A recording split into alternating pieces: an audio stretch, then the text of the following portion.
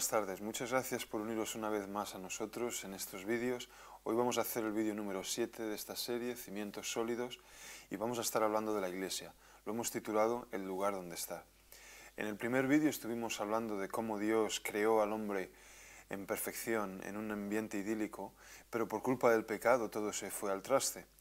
Y aún así, Dios tuvo un plan para nosotros, para rescatarnos, un plan que es básicamente el Señor Jesucristo muriendo en la cruz por nosotros. Ahora, el plan de Dios no era simplemente salvarnos, rescatarnos y ya. No es simplemente un plan que nos lleve a perdonarnos y se acabó, sino que Dios tiene un plan para nosotros, tiene un plan para que crezcamos y tiene un plan para que nos desarrollemos. En el Salmo 1, en el versículo 3 dice: será como árbol plantado junto a corrientes de aguas, que da su fruto en su tiempo y su hoja no cae, y todo lo que hace prosperará. En Colosenses 2, 6 y 7 dice: por tanto, de la manera que habéis recibido al Señor Jesucristo, andad en Él, arraigados y solidificados en Él y confirmados en la fe, así como habéis sido enseñados, abundando en acción de gracias. Es decir, Dios tiene el plan para nosotros de que seamos arraigados, sobreedificados y confirmados. Eso es exactamente lo que Dios quiere para nosotros. Y no solo quiere que crezcamos, no solo quiere que nos arraiguemos y seamos confirmados, sino que además quiere usar nuestras vidas. Tiene una misión para todos y cada uno de nosotros. En Juan 15, 16 dice: no me elegisteis vosotros a mí, sino que yo os elegí a vosotros, y os he puesto para que vayáis y llevéis fruto, y vuestro fruto permanezca, para que todo lo que pidiereis al Padre en mi nombre, Él os lo dé. Os he puesto para que vayáis y llevéis fruto.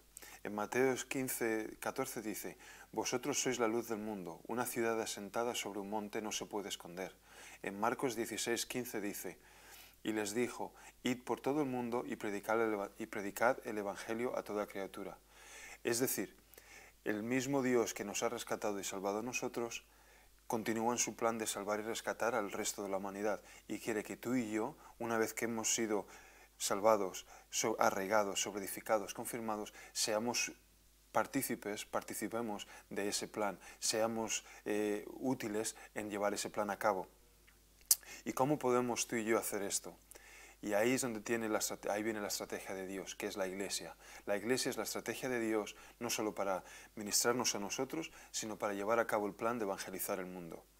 Cuando hablamos de la Iglesia, todo el mundo tiene una idea en su cabeza. Todo el mundo piensa quizá en una organización religiosa, quizá en un edificio con sus ventanales, sus cristaleras, sus estatuas. Quizá para ti una iglesia era un sitio donde te llevaban tus padres cuando era pequeño.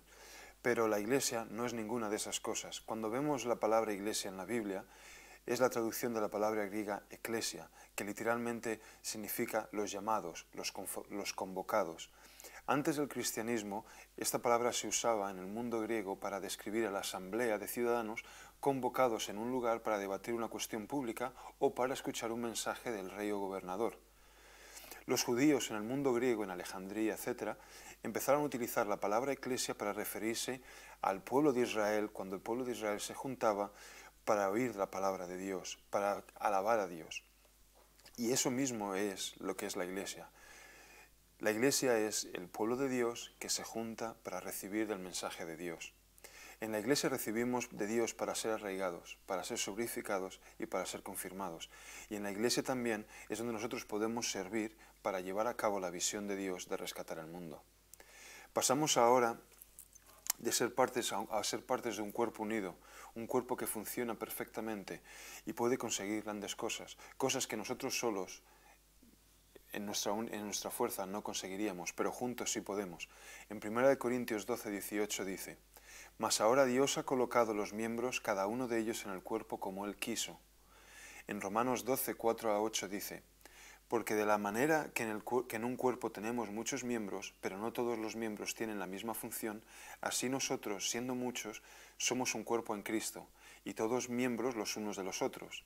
De manera que, teniendo diferentes dones, según la gracia que nos es dada, si el de profecía, úsese conforme a la medida de la fe, o si de servicio, en servir, o el que enseña en la enseñanza, el que exhorta en la exhortación, el que reparte con liberalidad, el que preside con solicitud, el que hace misericordia con alegría.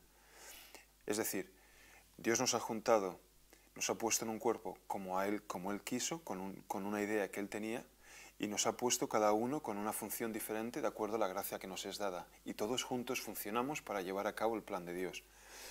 La idea de que vamos a la iglesia a ser consumidores de lo que allí se ofrece, como quien va al cine, como quien va al teatro, de que el trabajo de Dios, la obra de Dios de evangelizar el mundo es un trabajo para el pastor, quizá para los líderes de la iglesia, es simplemente no bíblica. La función es para llevarla entre todos nosotros.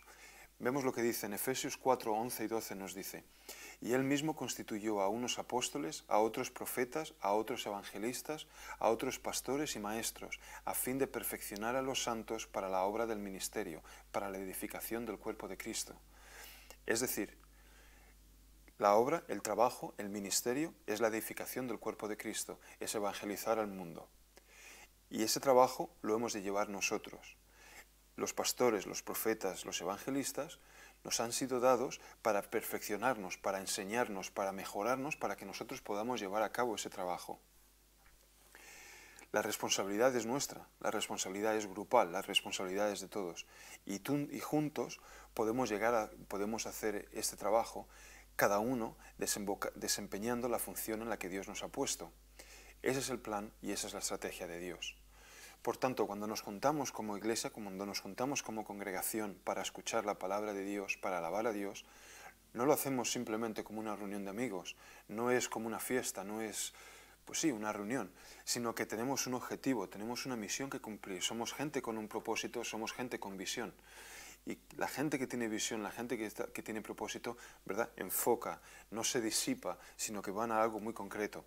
En 1 Corintios 14, en el versículo 33 y luego en el 40 nos dice: pues Dios no es Dios de confusión, sino de paz. Esa palabra paz se puede traducir también como armonía. Por tanto, dice en el versículo 40, hágase todo decentemente y con orden. Tenemos estas dos fuerzas. Cuando nos juntamos como asamblea del pueblo de Dios, en primer lugar somos gente con visión, con propósito, estamos enfocados. Al mismo tiempo sabemos que Dios es un Dios de orden. Dice, hágase todo decentemente y con orden. Por lo tanto, cuando nos juntamos, no es como una fiesta, una reunión de amigos, sino que tenemos un orden. Ese orden normalmente suele ser el siguiente. Primero, empezamos con alabanzas y con adoración. En el Salmo 22.3 nos dice: pero tú eres santo, tú que habitas entre las alabanzas de Israel. En Isaías 60.18 nos dice: nunca más se oirá en tu tierra violencia, destrucción y quebrantamiento en tu territorio, sino que a tus muros llamarás salvación y a tus puertas alabanza. En el Salmo 100, en el versículo 4 nos dice: entrad por sus puertas con acción de gracias, por sus atrios con alabanza. Alabadle, bendecid su nombre. Cuando alabamos a Dios estamos estableciendo dominio, estamos estableciendo autoridad y presencia de Dios, porque dice en el Salmo: tú que habitas entre las alabanzas de tu pueblo, entre las alabanzas de Israel. Nos juntamos y empezamos a cantarle alabanzas a Dios y la presencia de Dios viene. Ahora estamos reunidos con Dios. En 2 de Crónicas 20:22 nos dice: y cuando empezaron a entonar cantos de alabanza, Jehová puso contra los hijos de Amón, de Moab y del monte de Seir las emboscadas de ellos mismos que venían contra Judá, y se mataron los unos a los otros. Hay una dimensión sobrenatural, hay una dimensión de dominio, de autoridad que tenemos cuando estamos juntos alabando a Dios. Hay ocasiones que me dirás: voy a la iglesia y estás tan desanimado, estás tan cansado, el día ha sido tan largo que ni siquiera tengo ganas de alabar o orar a Dios, no tengo ni ganas de venir a la iglesia y vengo simplemente porque sé que tengo que venir a la iglesia. Pero yo te digo, cuando empiezas a alabarle a Dios, cuando empiezas a cantarle, a darle gracias a Dios por lo que ha hecho en tu vida, te digo, la presencia de Dios empieza a llenarnos y esa nube, esa carga, ese cansancio se va y empezamos a tener dominio, empezamos a tener victoria otra vez. Después de las alabanzas seguimos con la oración pública o grupal, es decir, oramos juntos como congregación, tenemos un objetivo y oramos para ello.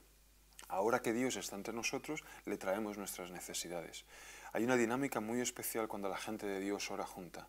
Hay una dimensión diferente. En Hechos 1:14 nos dice: todos estos perseveraban unánimes en oración y ruego con las mujeres y con María, la madre de Jesús, y con sus hermanos.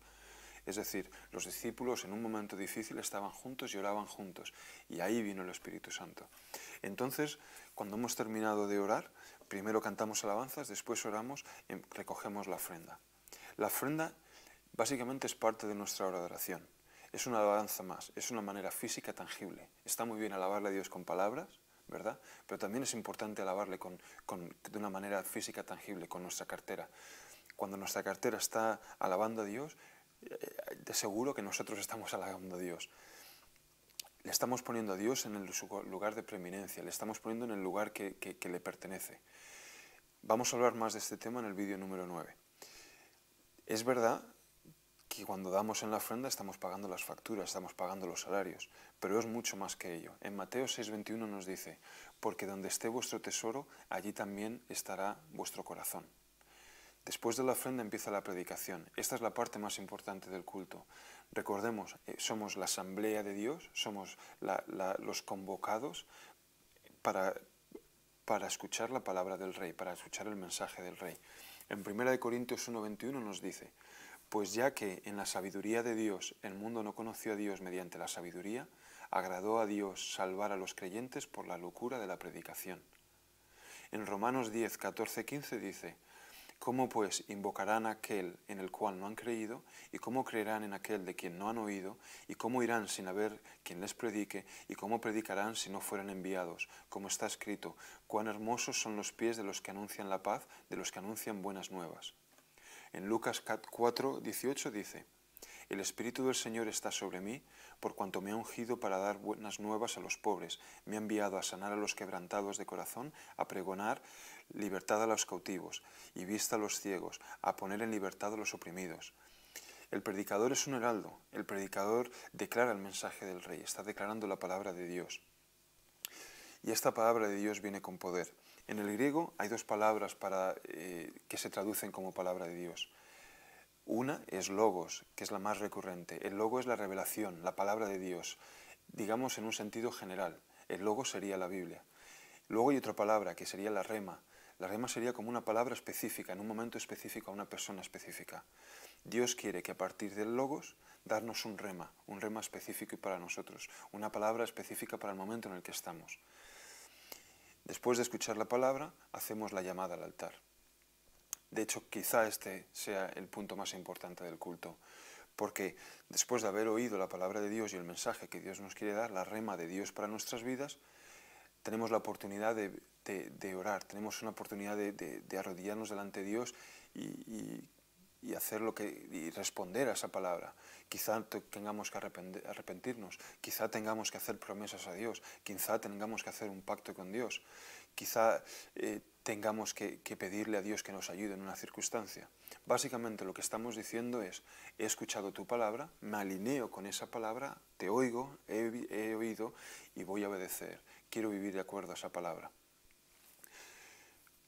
Cuando termina el culto, es increíble. ¿Cómo sabe uno que ha estado en la presencia de Dios? A mí una de las cosas que siempre más me ha sorprendido, que más me llena de gozo es, termina el culto y ves, uno se ha salvado, el otro ha sido animado, el otro ha sido renovado en el espíritu, el otro ha sido sanado en su cuerpo o dentro de su corazón. Tienes una iglesia de 30, de 50, de 100, de 200 personas, ha habido un solo mensaje y tienes a las 30, 50, 100 o 200 personas yéndose a casa diciendo, hoy Dios me ha hablado. He tenido una rema, he tenido una palabra específica para mis circunstancias. Ahí está Dios. Por eso en Hebreos 10 nos dice que no dejemos de congregarnos. Nos estamos robando nosotros mismos si nos congregamos. Si dejamos de congregarnos, perdón. Hay que venir a la casa de Dios. Y te digo, una vez que termina el culto, antes de irte a casa, muy importante, pasa un tiempo de compañerismo con los hermanos. Dale la bienvenida a un visitante, ayúdale a alguien que necesita ayuda, que necesita un poco de ánimo. Preséntale a tus amigos a un nuevo creyente que no conoce a todo el mundo como tú si le conoces, que llevas tiempo en la iglesia. Quizá tengas que orar por alguien, necesidades o en el cuerpo, lo que sea. Te digo, juntos, cada uno en su posición, en la posición que Dios nos ha colocado, en la iglesia que Dios nos ha colocado, podemos hacer el trabajo de Dios. Juntos podemos conseguir mucho más de lo que podemos conseguir solos. Venimos a la iglesia y somos ministrados, somos arraigados, somos sobreedificados, estamos consolidados y al mismo tiempo podemos servir en la casa de Dios y podemos servir para como un cuerpo llevar a cabo el plan de Dios, porque de la misma manera que Dios te amó a ti que Dios me amó a mí y nos salvó cuando éramos pecadores y no conocíamos de Dios y no queríamos conocer de Dios, lo mismo Dios quiere hacer con el resto de la gente. Por eso dice, la voluntad de Dios es que todos vengan al conocimiento de Cristo Jesús. Así que te animo, no dejes de congregarte, gózate de ir a la iglesia, verás que Dios siempre te ayuda y verás que Dios siempre te anima para cuando estás allí y tu vida podrá ser útil. Muchas gracias por escuchar este vídeo, espero que os haya ayudado y espero que podáis uniros a nosotros en los próximos vídeos. Que Dios os bendiga.